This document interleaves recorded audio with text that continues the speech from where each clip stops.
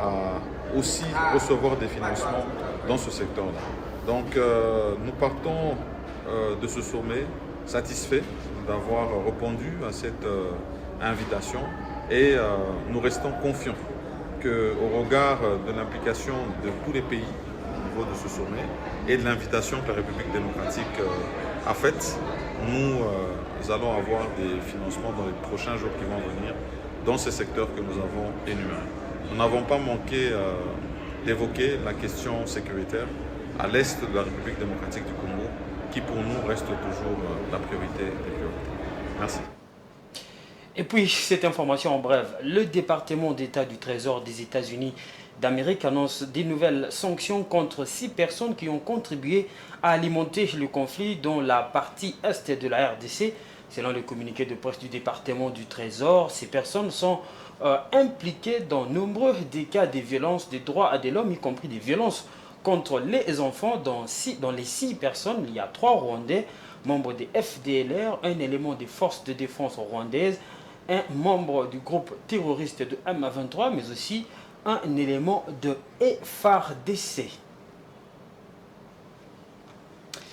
Réhabilitation et entretien de la route Arungote en RDC, représentant le gouverneur militaire, le lieutenant-général Johnny Luboya, l'administrateur du territoire, pour le policier, l'administrateur policier du territoire, Richard Kitambala, a lancé les travaux de rénovation de cette route longue de 160 km dans le territoire d'une première depuis l'époque coloniale. Ces travaux interviennent après ceux de Bunia Inga, barrière Mongwalou de 85 km.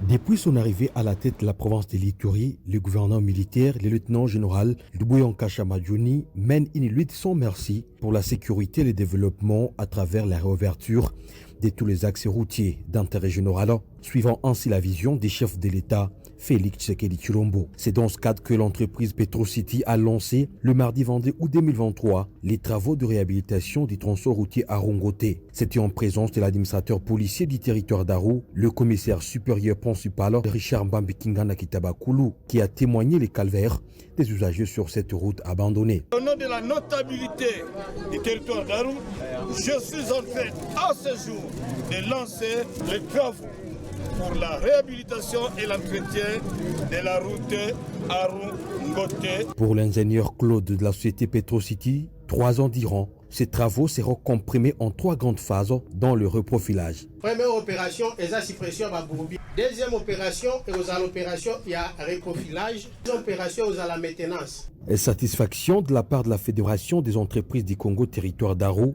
qui sollicite au service attitré de bien canaliser les recettes pour la maintenance de cette route. Il invite aussi les habitants à s'approprier ces travaux. Amassi Drabo Robert est son président. Ne bloquons pas l'évolution des travaux à cause de nos intérêts personnels. Soyons-y conscients et très aptes pour la maintenance. Déjà un offre de soulagement pour la population qui remercie l'administration militaire. Depuis l'époque coloniale, on n'a pas vu la traité de route Arungote. Après ça, pareil. On n'a pas vu, mais ça c'est la première fois. Nous sommes très contents. Rappelons que la réhabilitation de cette route Arungote s'ajoute à tant d'autres, notamment Bunia Kasenyi, Bunia Ndjougou sur la RN27 et celle de Bunia Iga Barrière Mongwalou, renforçant efficacement la sécurité et le développement, car les dérives ensemble. Et puis au-delà de nos frontières, nous allons revenir sur le BRICS. Ces blocs qui représentent aujourd'hui 47% de la population mondiale avec un produit intérieur brut mondial s'élevant à 36%. C'est là suite à l'annonce de l'admission de 6 nations au sein du bloc économique lors de la 3e jour du sommet. Suivez. Les BRICS représentent désormais 47% de la population mondiale avec un produit intérieur brut s'élevant à 36% du PIB mondial. Cela fait suite à l'annonce de l'admission de 6 nations au sein du bloc économique lors du 3e et dernier jour du sommet à Johannesburg.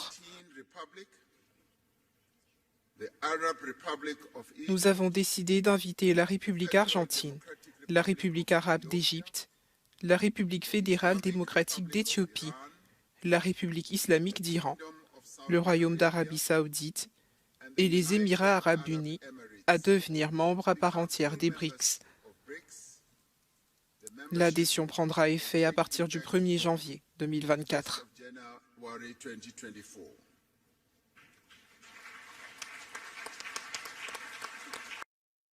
Le Premier ministre indien a déclaré que l'adhésion de ces 6 pays fait état de la détermination des BRICS à rayonner sur la scène internationale.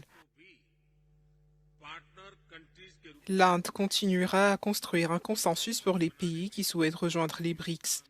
L'expansion et la modernisation du bloc économique sont un message selon lequel les institutions mondiales doivent s'adapter à l'avènement d'une nouvelle ère.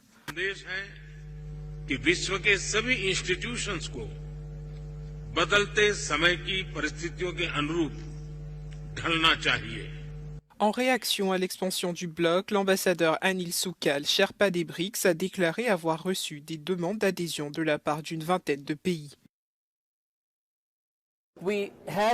Nous avons reçu des demandes de 22 pays.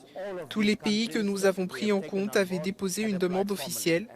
L'expansion devrait se faire de manière très structurée.